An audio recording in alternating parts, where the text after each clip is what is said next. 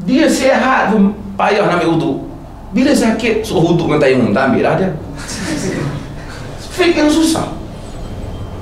Boleh jamakkan solat. Ramai orang ni tak mau buat. Orang tak nak buat bila sakit. Saya ajar sekali. Lepas tu satu doktor ada beritahu saya, mari ustaz nak ceramah, dia kata tak boleh lagi, dia orang tak musafir dua marhalah, tak boleh nak jamak. Ya Allah, macam mana nak musafir dia buat sakit? Saya batu ceramah, lepas tu dia orang marah lah, saya ceramah, saya kata macam ni, you orang panggil ustaz tu suruh dia sorong apa ni, katil ni selama sejauh 2 marhalah untuk memulihkan makcik ni untuk menjamakkan solat. Dia keliru, dia ustaz tapi dia keliru di antara jamak dan qasar. Lain jamak. Yang membabitkan musafir itu ialah jadi inilah peranan doktor. Doktor kena jadi doktor, ahli fiqh. Kalau pakcik kata ni apa nama ustaz, kata tak boleh, kata dia ustaz, saya doktor. Ini bidang saya. Bidang saya semua berkaitan dengan sakit. Ubat orang sakit, kan, kesakitan orang sakit, kecederaan orang sakit, solat orang sakit, wuduk orang sakit, ini saya boleh bidang, kan? Dan ini kita dapat jadi besar bagi orang sembahyang, insya-Allah. Mudah.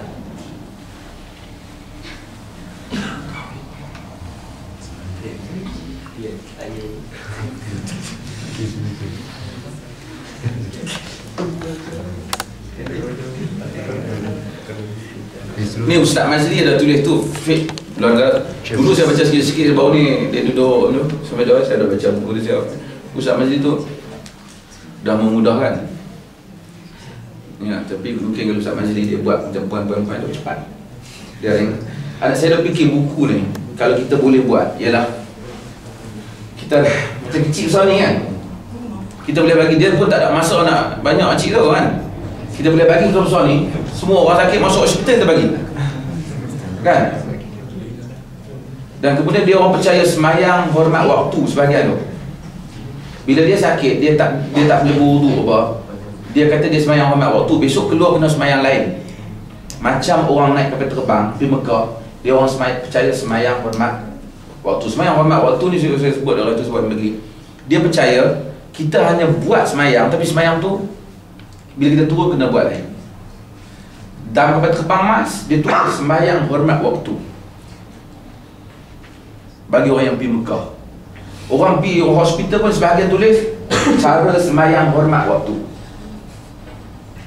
Ni tak ada dalam Islam sembahyang hormat waktu ni. Walaupun ada pendapat fiqh ni, saya tak mahu nak kata masalah oh ini tak Islam, tapi saya kata kita tak nak dengar lah nas sembahyang hormat waktu ni.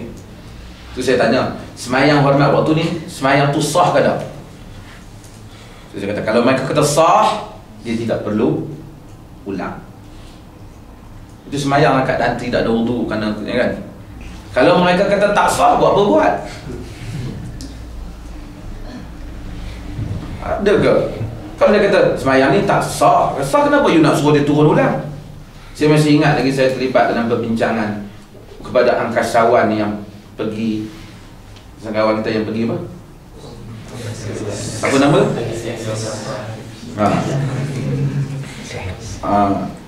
Bincang kan, dia naik daripada Vancouver kan, nak semayang tu macam mana? Pasal dia tak boleh menghadap menghadap kiblat apa kan. Ada orang yang kata semayang hormat waktu.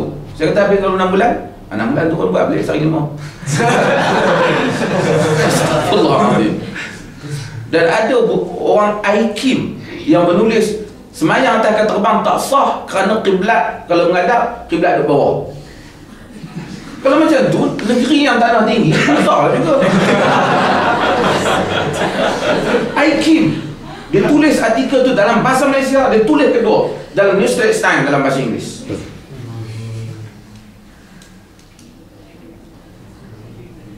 Dia orang ni percaya tak?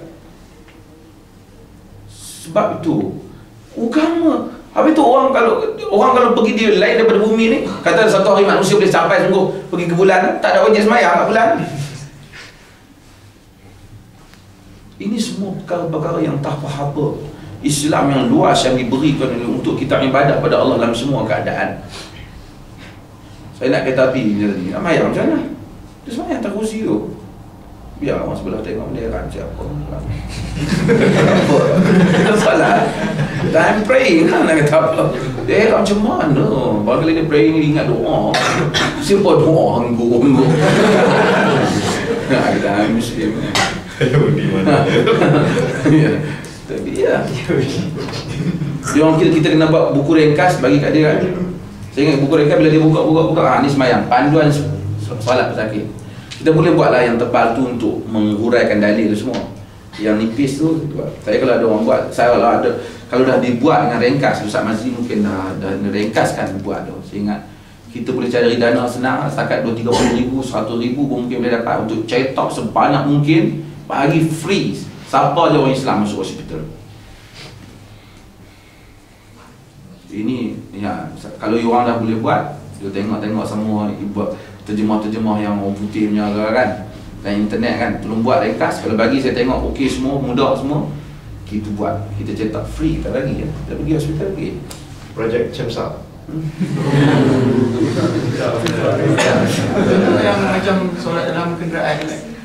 Saya ada dengar orang cakap kalau nak mulakan solat dalam kenderaan tu, masa kita nak mulakan solat tu, kita kena mengarah ke kiblat tu.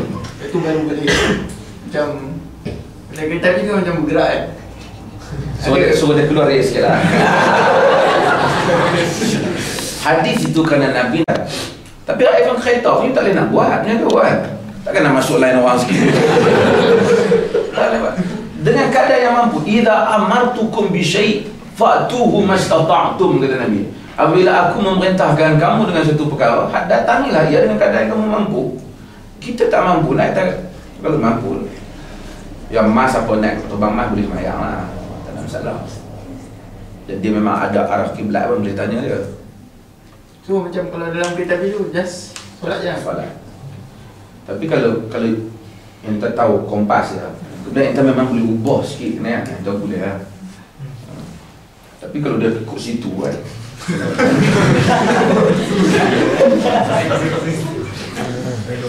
Dah, kita kata kalau arah dia tak jauh daripada tu boleh.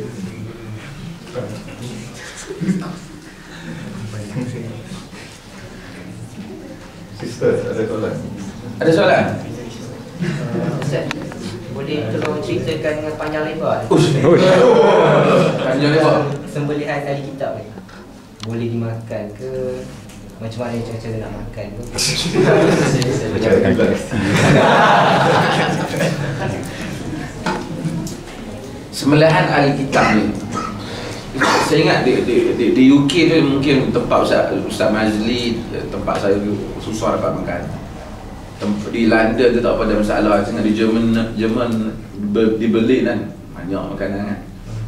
Bukan masalah boleh tak boleh, tapi masalah. Tapi macam negeri-negeri jadi mungkin orang tertanya-tanya juga. Ahlul kitab, Ustaz Mazli umumnya tulislah kitab.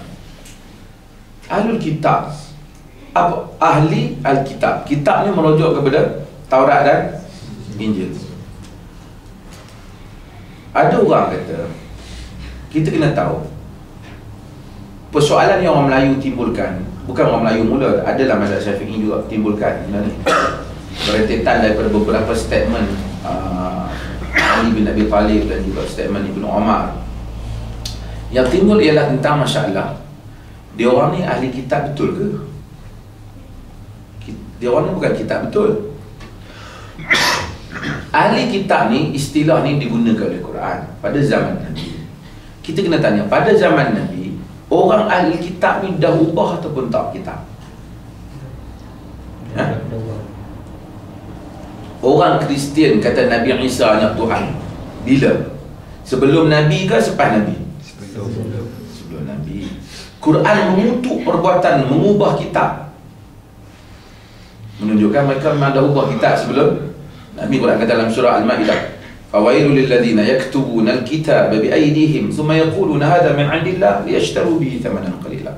Celaka orang tulis kitab dengan tangan mereka kemudian mengatakan ini daripada Allah untuk membelinya dengan harga yang murah. Allah Ta'ala, qad kafara alladhina qalu inna allaha thalithu thalatha. Kufur orang yang kata Allah tiga daripada tiga, Trinity. Pun begitu. Dan kemudian Allah sebut, lam yakunil ladhina kafaru min ahlil kitab wal musyrikin munfakin hatta ta'diyahum bainah. Tidaklah orang-orang kafir di kalangan ahli kitab dan musyrikin berpecah melainkan setelah datang kepada mereka keterangan. Jadi Allah kata kafir, tapi kafir ni ada dua, iaitu kafir musyrikin, kafir ahli kitab dan kafir musyrikin. Artinya kafir ahli kitab tak sama dengan musyrikin. Tu Allah divide dah dua. Kalau tidak tak perlu. Kita kata saya makan rambutan dan buah-buahan, ayat tak betul kan? Saya makan daging dan buah-buahan, betul, karena rambutan termasuk dalam buah-buahan. Ahli kitab tidak termasuk dalam musyrikin biasa, walaupun mereka melakukan kerja syirik.